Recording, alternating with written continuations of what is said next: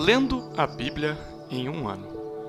Dia 171. Primeira leitura. 1 Reis, capítulo 22, versículos 1 a 54. 3 anos se passaram sem haver guerra entre Síria e Israel. Porém, no 3º ano, Josafá, rei de Judá, foi visitar o rei de Israel. Este perguntou aos seus servos: "Vocês não sabem que Ramote-Gileade é nossa? E nós ficamos quietos e não atiramos das mãos do rei da Síria?" Então, perguntou a Josafá: "Você vai comigo à batalha contra Ramote-Gileade?" Josafá respondeu ao rei de Israel: "Sou como você é. O meu povo é como o seu povo e os meus cavalos são como os seus cavalos." Josafá disse mais ao rei de Israel: "Consulte primeiro a palavra do Senhor." Então, o rei de Israel reuniu os profetas, cerca de 400 homens, e lhes perguntou: "Devo ir e lutar contra Ramote e Gileade, ou devo me conter?" Eles responderam: "Vá, porque o Senhor a entregará nas mãos do rei." Mas Josafá perguntou: "Não há aqui ainda algum profeta do Senhor para o consultarmos?" O rei de Israel respondeu a Josafá: "Há um ainda, por meio de quem podemos consultar o Senhor. Mas eu o odeio, porque nunca profetiza de mim o que é bom, mas somente o que é mal. É Micaías, filho de Imlá." Josafá disse: "O rei não deveria falar assim." Então, o rei de Israel chamou um oficial e disse: "Traga-me depressa Micaías, filho de Imlá." O rei de Israel e Josafá, rei de Judá, estavam assentados, cada um no seu trono, vestidos de trajes reais, numa eira à entrada do portão da cidade de Samaria. E todos os profetas profetizavam diante deles. Zedequias, filho de Kenaana, fez para si uns chifres de ferro e disse: "Assim diz o Senhor, com estes você dará chifradas nos sírios até que estejam destruídos." Todos os profetas profetizaram assim, dizendo: "Suba a Ramote-Gileade, você triunfará, o Senhor a entregará nas mãos do rei." O mensageiro que tinha ido chamar Micaías falou-lhe, dizendo: "Eis que as palavras dos profetas a uma voz predizem coisas boas para o rei. Portanto, que a sua palavra seja como a palavra de um deles. Fale o que é bom." Micaías respondeu: "Tão certo como vive o Senhor, o que o Senhor me disser, isso falarei." Quando ele chegou à presença do rei, este lhe perguntou: "Micaías, devemos ir a Ramote-Gileade para a batalha ou devemos nos conter?" Ele respondeu: "Vá, você triunfará, o Senhor a entregará nas mãos do rei." O rei lhe disse: "Quantas vezes devo fazer você jurar que não me fale a não ser a verdade em nome do Senhor?" Então Micaías disse: "Vi todo Israel disperso pelos montes, como ovelhas que não têm pastor. E o Senhor Deus disse: estes não têm dono, que cada um volte em paz para sua casa." Então o rei de Israel disse a Josafá: "Eu não disse a você que a meu respeito ele não profetiza o que é bom, mas somente o que é mal?" Micaías prosseguiu: "Portanto, ouça a palavra do Senhor. Vi o Senhor assentado no seu trono, e todo o exército do céu estava junto dele, à sua direita e à sua esquerda. Então o Senhor perguntou: quem enganará Acabe para que vá e seja morto em Ramote-Gileade?" E um dizia uma coisa e outro dizia outra coisa. Então um espírito saiu, se apresentou diante do Senhor e disse: "Eu o enganarei." O Senhor perguntou: "Como?" Ele respondeu: "Sairei e serei um espírito mentiroso na boca de todos os profetas do rei." Então o Senhor disse: "Você conseguirá enganá-lo. Vá e faça assim." E agora, eis que o Senhor pôs esse espírito mentiroso na boca de todos estes seus profetas, e o Senhor declarou que um mal vai lhe acontecer. Então Zedequias, filho de Quenaana, chegou, deu uma bofetada em Micaías e perguntou: por onde é que passou o Espírito do Senhor ao sair de mim para falar com você? Micaías respondeu: eis que você o verá no dia em que estiver correndo de quarto em quarto, tentando se esconder. Então o rei de Israel disse: prenda Micaías e leve-o de volta a Amon, governador da cidade, e a Joás, filho do rei, e diga: assim diz o rei, metam este homem na cadeia e o ponham a pão e água até que eu volte em paz. Micaías disse: se o rei de fato voltar em paz, é porque o Senhor não falou por meio de mim. E acrescentou: que todos os povos ouçam isto. O rei de Israel e Josafá, rei de Judá, foram atacar Ramó de Gileade. O rei de Israel disse a Josafá: eu vou me disfarçar e entrar no combate, mas você use os seus trajes reais. E assim, o rei de Israel se disfarçou e entrou no combate. Ora, o rei da Síria havia ordenado aos 32 capitães dos seus carros de guerra que não lutassem nem contra pequeno, nem contra grande, mas somente contra o rei de Israel. Quando os capitães dos carros viram Josafá, disseram: aquele certamente é o rei de Israel! E se dirigiram até ele para o atacar. Porém, Josafá gritou. Quando os capitães dos carros de guerra viram que não era o rei de Israel, deixaram de persegui-lo.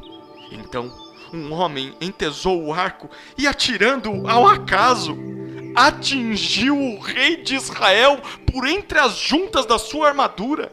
Então, o rei Acabe disse ao condutor do seu carro: dê a volta e leve-me para fora do combate, porque estou gravemente ferido. A batalha se intensificou naquele dia. Quanto ao rei, seguraram-no em pé no seu carro de guerra, de frente para os sírios, mas à tarde ele morreu. O sangue corria da ferida para o fundo do carro. Ao pôr do sol, fez-se ouvir um grito pelo acampamento que dizia: cada um para a sua cidade e cada um para a sua terra! Morto o rei, levaram-no a Samaria, onde o sepultaram. Quando levaram um carro de guerra junto à cisterna de Samaria, os cães lamberam o sangue do rei, segundo a palavra que o Senhor tinha dito. As prostitutas banharam-se naquelas águas. Quanto aos demais atos de Acabe, a tudo o que fez, ao palácio de marfim que construiu e a todas as cidades que edificou, não está tudo escrito no livro da história dos reis de Israel? Assim, Acabe morreu, e Acasias, seu filho, reinou em seu lugar. Josafá, filho de Asa, começou a reinar sobre Judá no 4º ano do reinado de Acabe, rei de Israel. Josafá tinha 35 anos de idade quando começou a reinar, e reinou 25 anos em Jerusalém. A mãe dele se chamava Azubá, e era filha de Sili. Josafá andou em todos os caminhos de Asa, seu pai, não se desviou deles e fez o que era reto aos olhos do Senhor. Os lugares altos, porém, não foram destruídos. Neles, o povo ainda oferecia sacrifícios e queimava incenso. Josafá viveu em paz com o rei de Israel. Quanto aos demais atos de Josafá, ao poder que mostrou e como guerreou, não está tudo escrito no livro da história dos reis de Judá? Também exterminou da terra os restantes dos prostitutos cultuais que ficaram nos dias de Asa, seu pai. Nessa época, não havia rei em Edom, porém somente um governador. Josafá fez grandes navios para irem a Ofir em busca de ouro. Porém, não foram, porque os navios se quebraram em Ezion-Geber. Então, Acasias, filho de Acabe, disse a Josafá: deixe que os meus servos naveguem com os seus. Porém, Josafá não quis. Josafá morreu e foi sepultado na cidade de Davi, seu pai. E Jeorão, seu filho, reinou em seu lugar. Acasias, filho de Acabe, começou a reinar sobre Israel em Samaria no 17º ano do reinado de Josafá, rei de Judá, e reinou 2 anos sobre Israel. Fez o que era mal aos olhos do Senhor, pois andou nos caminhos de seu pai, bem como nos caminhos de sua mãe e nos caminhos de Jeroboão, filho de Nebate, que levou Israel a pecar. Ele serviu a Baal e o adorou, como seu pai havia feito antes dele, provocando o Senhor, Deus de Israel, a ira. Segunda leitura. Atos, capítulo 13, versículos 16 a 41.